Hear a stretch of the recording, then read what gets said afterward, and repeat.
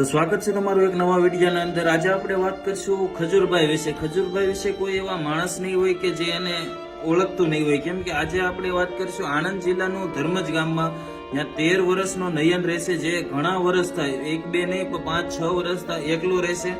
કહેવામાં આવે છે એના જન્મ થતા જ એની માં એને મેકીને વહી ગઈ છે અને એના પિતા પણ થોડોક ટાઈમ પછી ક્યાંક વૈયા ગયા છે। તો 13 વર્ષનો નયન જ કઈ રીતે રહેશે તમે વિડીયોની અંદર જોવો, એની ઘરની પરિસ્થિતિ જોવો। અને આજે આપણા ગુજરાતના લોક લાડીલા એટલે ખજૂરભાઈ તેમના ઘરે પહોંચી ગયા છે। આજે ખજૂરભાઈ ત્યાં તમને બધાને ખબર છે, ખજૂરભાઈ જે જગ્યાએ પહોંચી જાય ત્યાં જે ગમે એવો હોય માણસ, નાનો માણસ, જેને જરૂરિયાત હોય એ બધી પૂરી કરી નાખે છે। એટલે નયનના ઘરે આપણે ગુજરાતના લોક લાડીલા અને ગરીબોના મસીહા તરીકે ઓળખાતા ખજૂરભાઈ પહોંચી ગયા છે। અને નયનને કહેવામાં આવે છે કે તારે શું જોઈશે, શું કહેશે।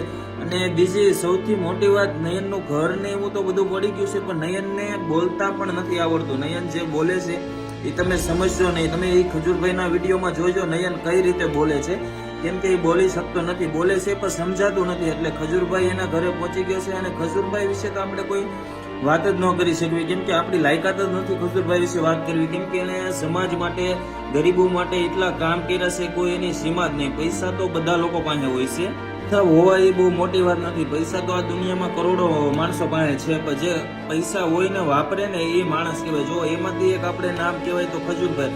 મેં યુટ્યુબની અંદર જ્યાં લગન મને ખ્યાલ છે, ખજૂરભાઈ જેટલા કોઈ સેવા કરતું નથી, કોઈના મકાન બનાવી દે, જે જેને જરૂરિયાત પ્રમાણે હોય એ ખજૂરભાઈ બધાને પૂરું કરી દેશે। ને તમારું શું કેવું છે, તમે ખજૂરભાઈને કઈ દ્રષ્ટિએ જોવો છો એ ખાસ કરીને વિડીયોમાં કમેન્ટ કરો। તમારી નજરમાં ખજૂરભાઈ ક્યાં માણસ છે એમ ખાસ કરીને કમેન્ટ કરવાનું ભૂલતા નહીં ને વિડીયો શેર કરો। જો આ નયનની જે પરિસ્થિતિ છે હાલમાં, એને ખજૂરભાઈ તો ત્યાં પહોંચી ગયા છે મદદ કરવામાં। મારું એવું માનવું છે, ખજૂરભાઈ જ્યાં જ્યાં ઘર બનાવે છે એ માણસને જરૂરત છે એમ, કેમ કે એને આગળ પાછળ કોઈ હોય નહીં, મહેનત કરે એવું કોઈ ન હોય, ખજૂરભાઈ એની સેવા કરે છે।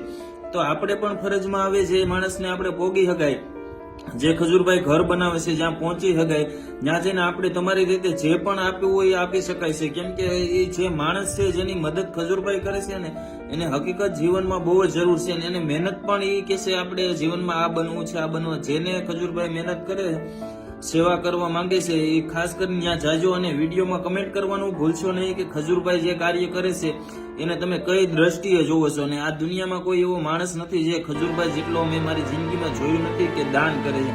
એટલે દાન કરે છે પણ ગરીબો માટે જે કરે છે ને એ ખજૂરભાઈ જેટલું કોઈ મારી દ્રષ્ટિમાં કરતું નથી। તમારું શું કેવું છે ખાસ કરીને વિડીયોમાં કમેન્ટ કરો, વિડીયો શેર કરો, અને નવા હોય તો